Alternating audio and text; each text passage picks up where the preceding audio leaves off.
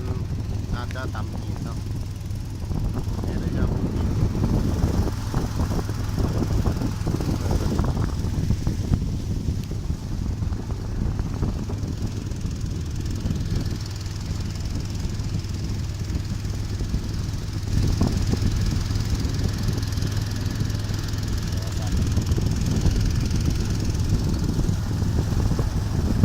มาจากเทือกแล้วเนาะ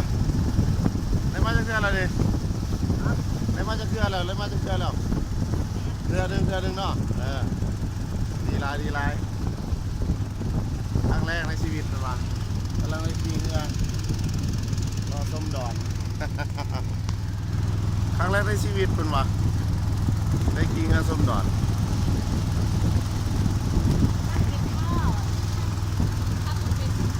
มีดารามานำได้เลย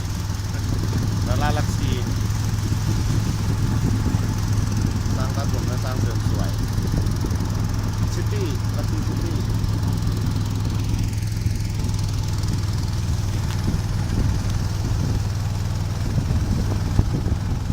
ตอนนี้เรือเขากำลังสีลงแกง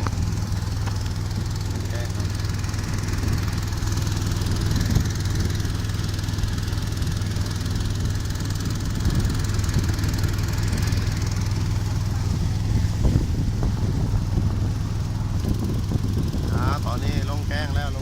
บนี้แกงมันเป็นแค่หาปลาชาวประมงชาวบ้านมีแกงมางนหินแกงใหญ่เลยไอ้ที่ทอดขึ้นมาแล้วมันกำลังสโลว์มืออยู่เป็นจะได้ตื่นเต้นบ่เนาะตื่นเต้นอยู่วะธรรมดาเนาะ เป็นน้ำมันได้ใส่หัวเสือมั้ง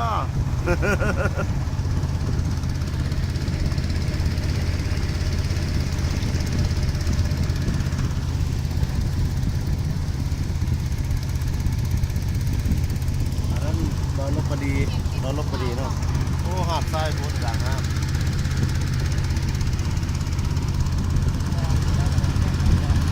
แกงกำลังลงแกงเนาะสปีดเรือใส่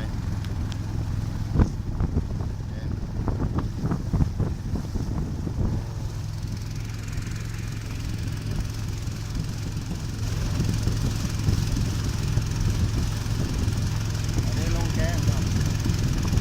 ตามไปลอง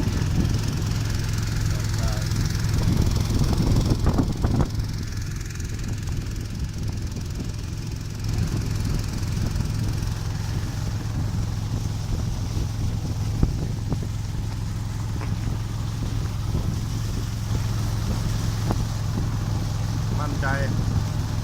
เดินทางปลอดภัยครับไม่ใช่กว้างเฮา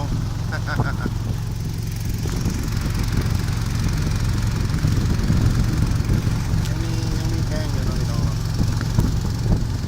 มีแกงอีกแกงที่น่าตื่นเต้น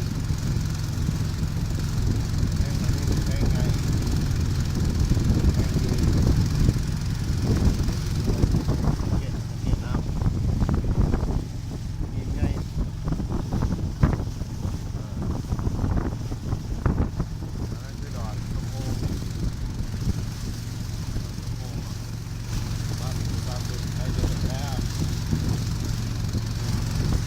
อันนั้นคือดอนลบปดี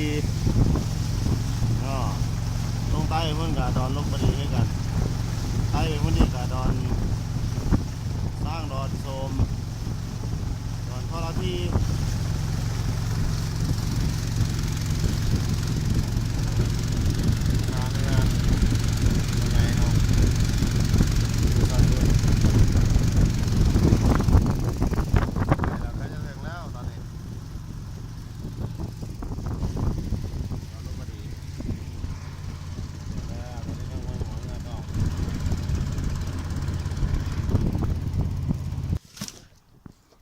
ระวังมือเด้อ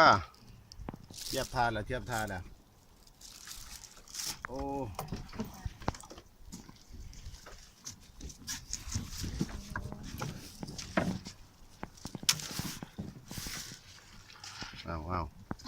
โยกเยกโยกเยกเอาแล้วมันโตน้ำไหน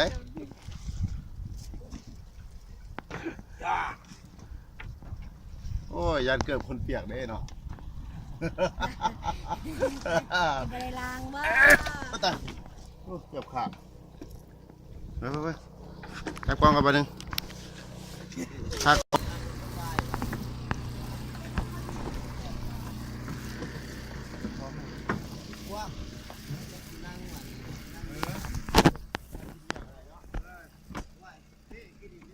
ขึ้นท่าแล้วขึ้นท่าแล้วพี่น้องกำลังขึ้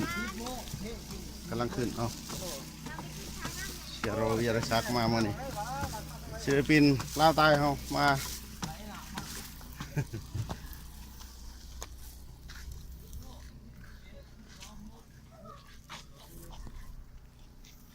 ฮอดแล้วเนาะอันคือเงินผักของเพิ่นตีเพิ่นกระแมน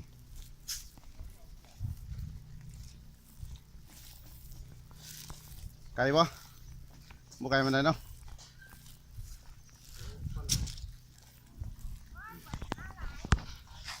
ตอนนี้เข้าประตูเลยเนาะพบกันเถอะนะบ๊ายบาย